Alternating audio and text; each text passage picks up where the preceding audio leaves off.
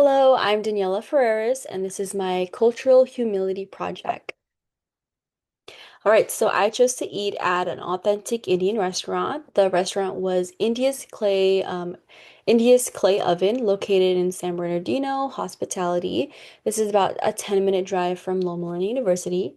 So I chose this experience because I've never eaten Indian food in my life. I'm not cultured in the Indian heritage at all the aspects of tradition and cuisine. So, in my perspective, food brings people together by learning about different cultures. Many people have not had the financial ability to travel the world and explore and experience in that sense. But I believe that food is a very local way to try out new cultures.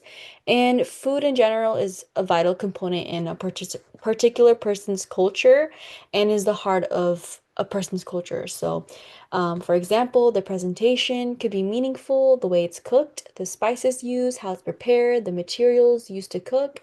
It's all part of someone's culture and their history, so it's a sense of their identity. So I chose to eat at an authentic restaurant because I love to eat and try out new foods.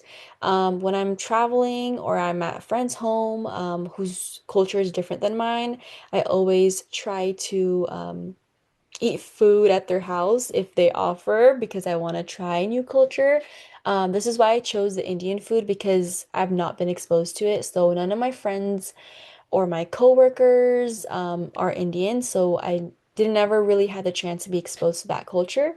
Whole family has also never tried Indian food, so when doing this project, I offered my family to go with me so that we can all kind of experience a new culture together.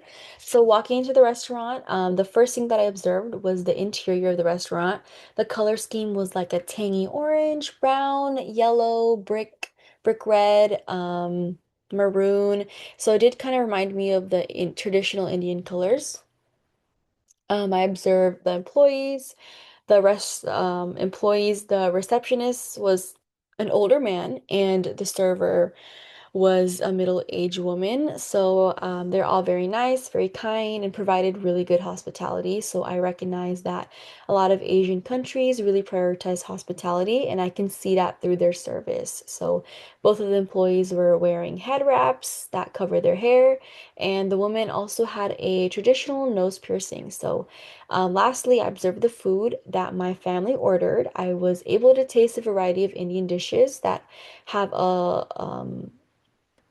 so I can have a larger perspective on their culture. So we ordered the lemon rice, chicken biryani rice, butter chicken curry. We got the freshly baked naan bread, garlic naan bread, tandoori chicken, chicken tikka kebab. And so the presentation all looked great. One that I found really interesting was the chicken tikka kebab, which was on a sizzling plate. So within this community and the setting or the experience that I chose, I would say that the occupation and the routine that are meaningful for this community is the cooking of their traditional foods, so the hospitality and dressing in traditional clothing.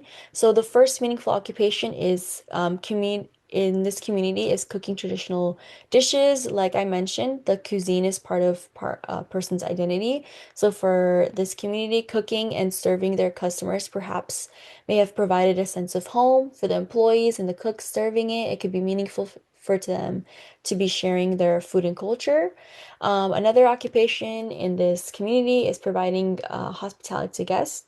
In the Indian household, hospitality is rooted in their culture and social values.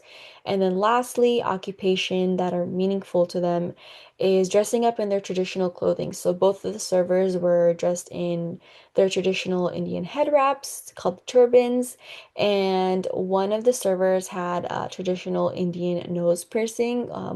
This accessory is meaningful to them because it is symbolic. So, for example, marital status, social hierarchy, or even where it's placed, left or right, it all has a purpose to it. Okay, so some assumptions and expectations that I had prior to trying Indian food is that I would not like the food. In the past, I've tasted Japanese curry and it wasn't really my favorite. So I had the assumption beforehand that I would dislike it because I disliked Japanese curry, but I would not yeah, so I let this expectation become a barrier to trying Indian food. So, yeah.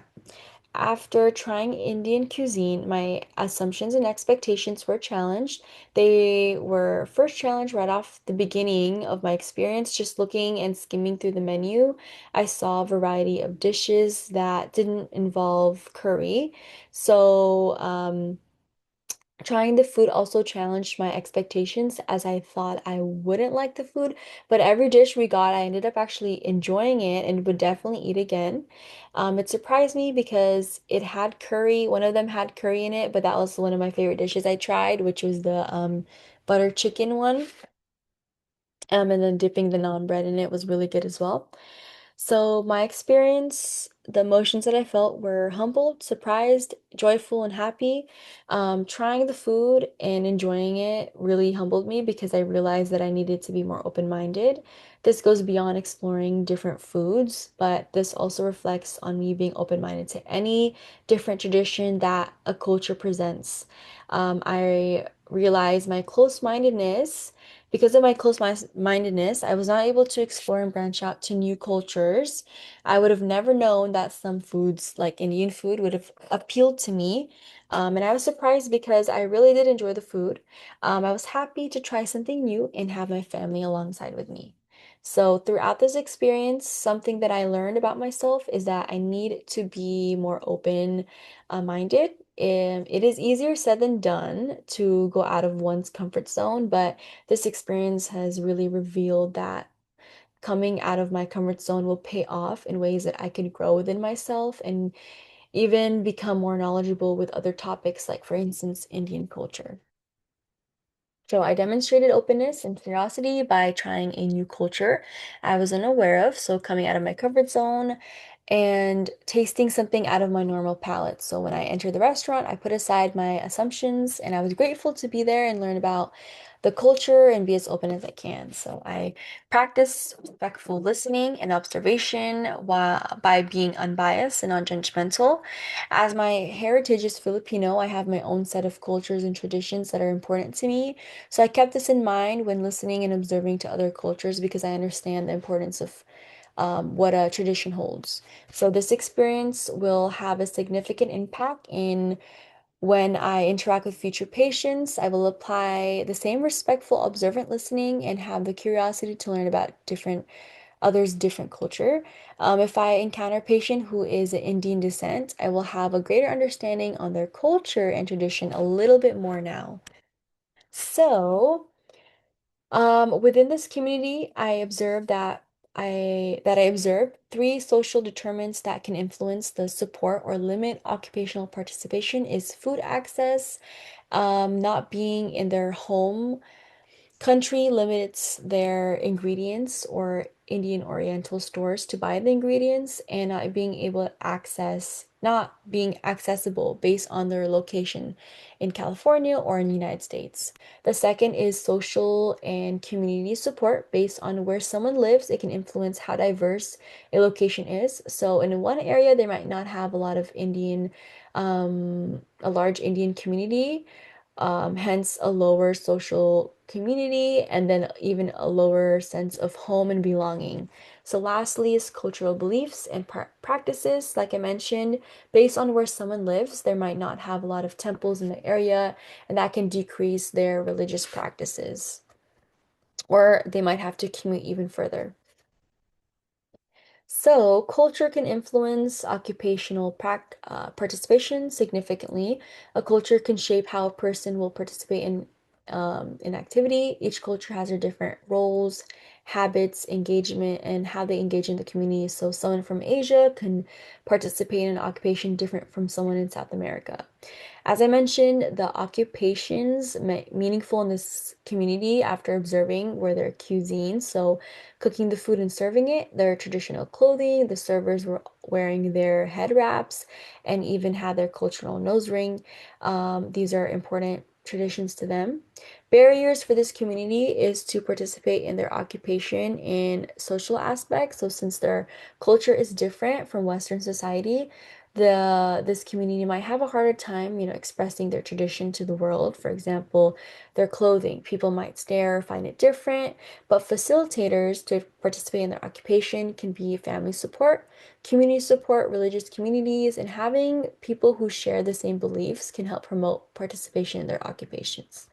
OTs can help provide cultural humility and client-centered service to this population is to just simply listen. When a patient is talking about their culture, tradition, sharing stories, or kindly sharing and offering a cultural dish, an OT should be open, non-judgmental, and thankful that they had the opportunity to learn about a new culture.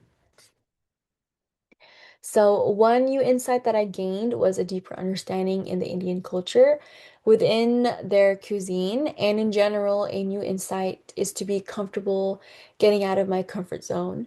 And then a bias or assumption that I recognize within myself is that I tend to let my assumptions interfere with my ability to expand and explore outside of my comfort zone.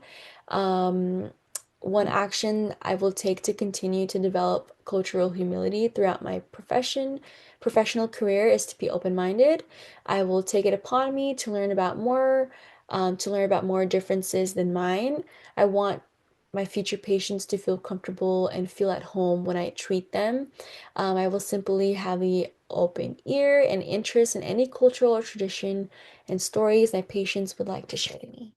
All right, thank you. That was my project.